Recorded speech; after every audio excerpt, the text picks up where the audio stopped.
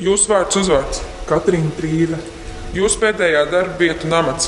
Sirds precīzais ritenis, loģistikas un grāmatvedības nodaļas vadītāja. Kāda ir jūsu iepriekšējā darba pieredze? Es esmu strādājis par grāmatvedi gan personāla daļā, kā arī iegūst pieredzi daudz dažādos projektos, mācoties un strādājot praksē. Kā jūs nokļuvāt šajā amatā?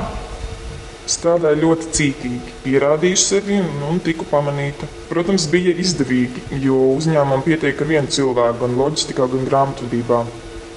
Cik liels ir jūsu uzņēmums? Aptuveni 75 darbinieki. Un jūs strādājat divos departamentos par vadītāju? Jā, dažkārt vēl, ja nepieciešams, izpalīdz biroja lietvedēji. Kā jūs ar to visu tiekat galā? Kaut kā jau tiek, cītīgi strādāju un visu daru uzreiz. Tas man tāds profesionālais plusiņš.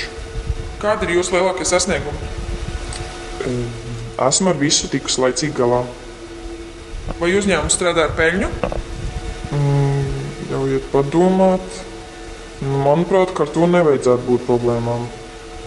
Jūs strādājat par grāmatvedu, jums tas ir jāzina. Jā, tas tiesa, vienīgi sen šķiet neesmu iedziļinājusies kopējās atskaitēs. Jūs tas nesatrauc? Mani? Nē. Kāpēc lai tas man satrauktu? Vai jūs esat apmierināti ar savu darbu vietu? Vispār jau jā, gan nav iemesla nebūt. Vai jūs zināt, kādēļ esat šeit? Pagaidām nezinu, tā arī nesapratu.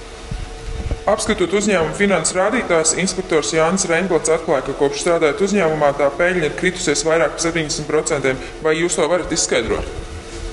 Tā nevar būt, gan, jo es tak citādāk būtu pamanījusi. Pamatojoties šo informāciju, jūs tiekat aizturēts aizdevumu pamatu par to, ka esat tūtgalvs. Es tūtgalvs?